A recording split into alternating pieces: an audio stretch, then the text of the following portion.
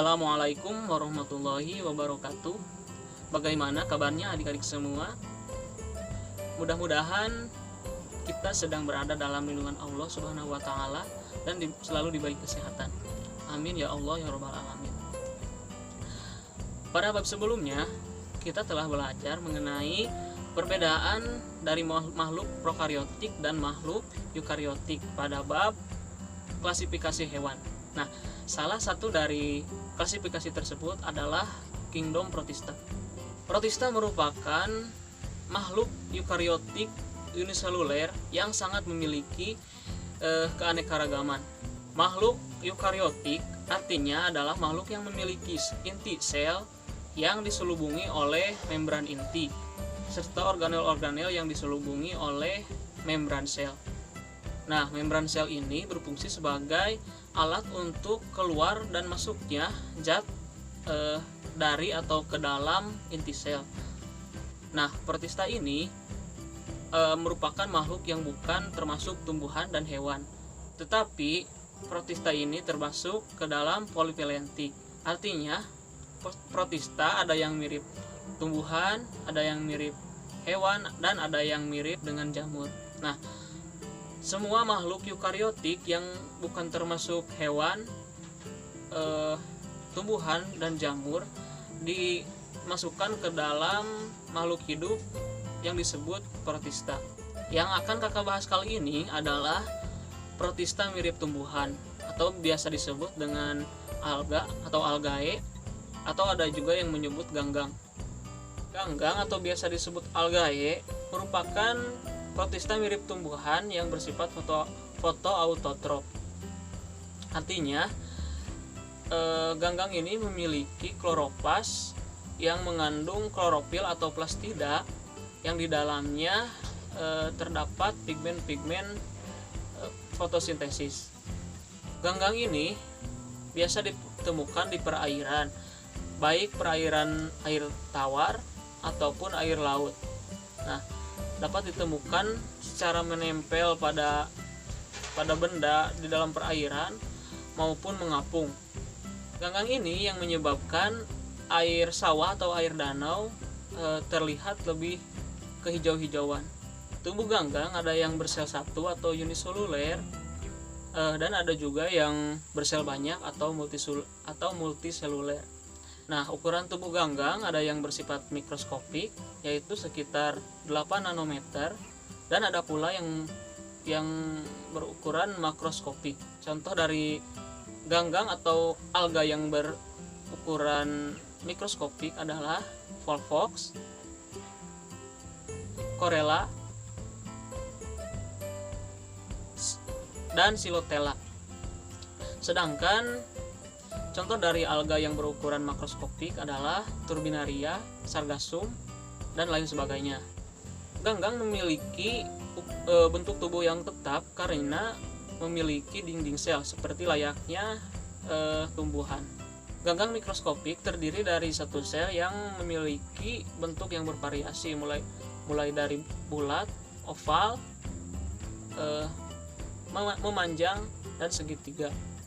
Secara struktur, sel ganggang memiliki kemiripan dengan struktur sel tumbuhan, yaitu memiliki membran inti, memiliki klorofil, dan memiliki dinding sel.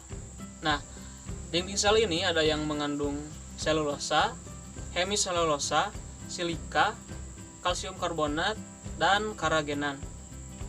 Nah, bahan-bahan tersebut membentuk gel sehingga ganggang terlihat lebih berlendir dan berbentuk seperti karet. Pada ganggang jenis Euglena tidak memiliki dinding sel, tetapi memiliki pelikel yang bersifat lentur yang berfungsi untuk melindungi membran inti. Sedangkan di dalam kloroplas sel terdapat DNA, ribosom, pironoid, dan klorofil.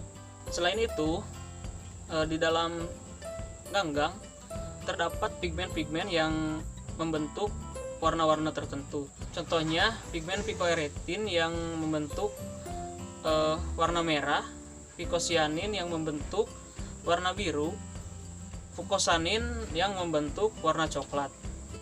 Campuran antara warna-warna hijau klorofil dengan beberapa pigmen lainnya menyebabkan alga atau ganggang terlihat lebih berwarna-warni.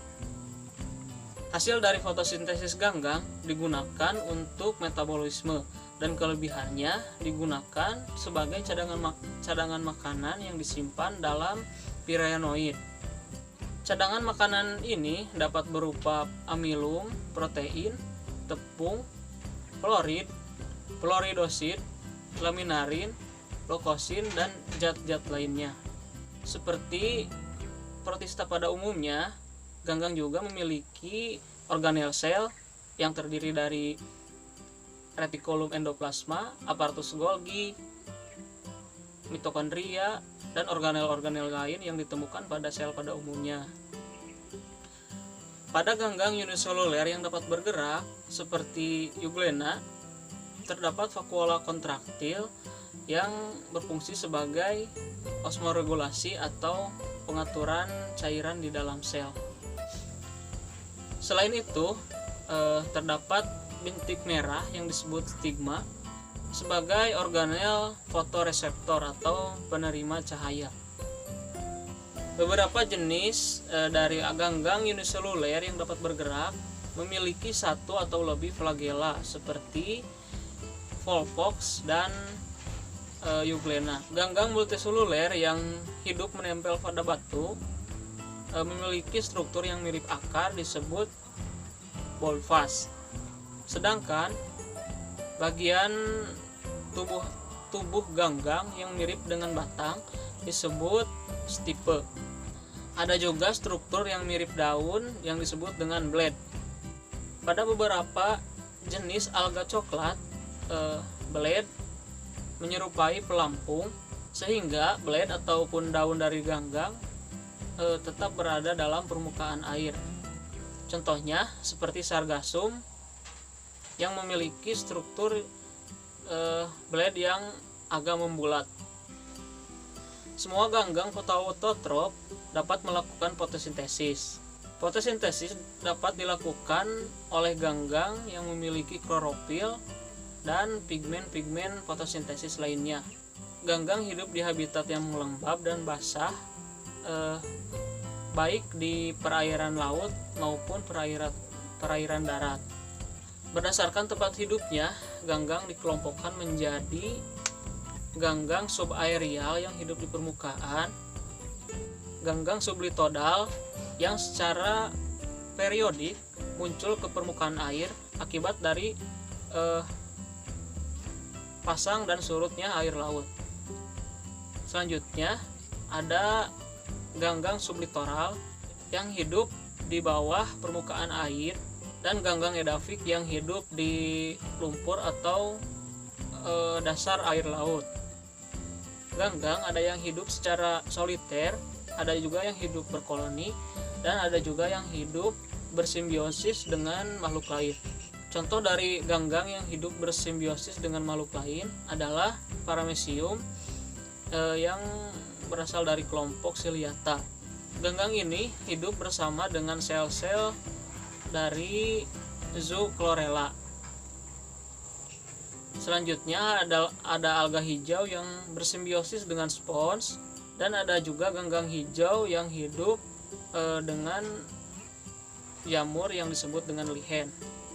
Ganggang coklat yang hidup di daerah yang beriklim sedang, contohnya makrositik, dapat hidup hingga panjang 60 meter dan membentuk suatu tempat yang disebut hutan kelp. Hutan kelp ini menyediakan habitat dan makanan bagi organisme-organisme lain seperti ikan dan organisme laut lainnya. Nah, sekian pembahasan dari kakak. Kurang lebihnya mohon dimaafkan. Wassalamualaikum warahmatullahi wabarakatuh.